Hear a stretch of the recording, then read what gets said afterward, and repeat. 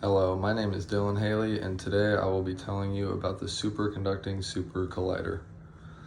Do you guys like science or engineering, or do you find it interesting? Well, let me tell you about one of America's largest failed science projects. This was one of the largest mega physics projects in history. It was a circular tunnel system that was supposed to be built around Waxahachie, Texas. It would serve as the world's most energetic particle accelerator. Particle accelerators, you may ask? These use electric fields to accelerate charged particles to very high speeds. These can be subatomic and atomic particles such as protons, ions, electrons, neutrons, etc. These are used for research purposes and help scientists unearth the mysteries of our universe. Did you know that only 15% of matter is discovered in our universe? Particle accelerators can be linear or circular in shape and have many different sizes. This one in particular was going to be massive. They can be anywhere from tens of kilometers long or thousands. They all consist of 4 components.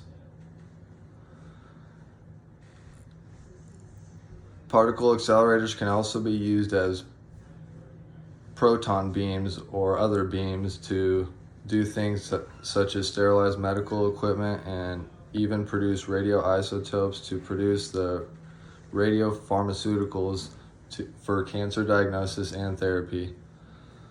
Large accelerators are used to destroy cancer cells and also reveal structure of proteins and viruses. This allows optimization for vaccines, drugs, and other medicines in the field of health.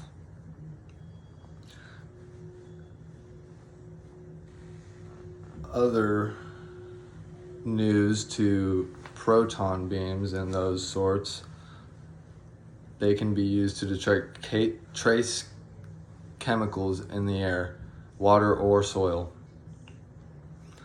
For example, chemicals in air samples are collected with special filters, which are studied with analytical techniques by scientists and other researchers.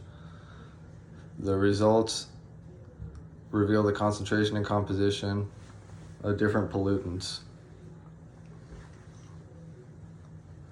Beams can interact with atoms and target materials to make it more durable. Particle accelerators have been around since the 1930s. 30,000 have been built around the world, but none of them have came close to conducting as much energy as the superconducting super collider. It was planned to be built in the 1980s.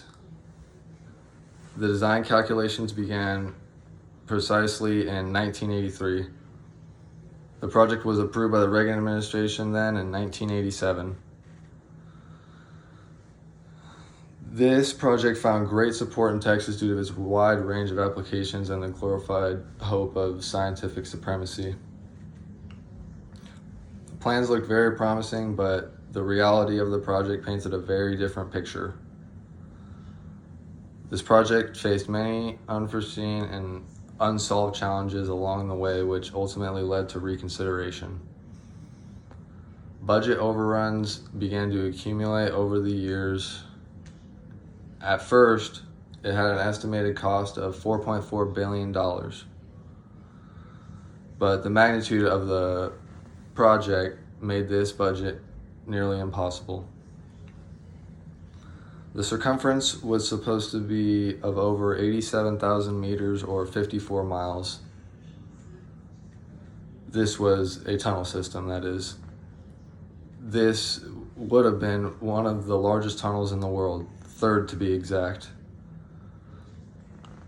The project would have required massive civil engineering projects to excavate millions of tons of soil. So questions about the viability of the project began to arise. Many politicians and scientists agreed that the money could be better spent elsewhere. NASA at the time was already working on launching the International Space Station and needed as much money as they could get. So by the year 1992, the cost had risen to already $9 billion, and by the preceding year, $11 billion.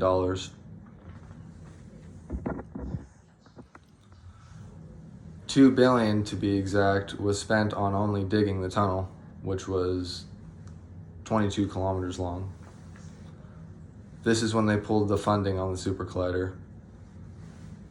Since the tunnels that were digged aren't being used, they filled them with water to preserve them, and now parts of the land are being occupied by a chemical manufacturing company.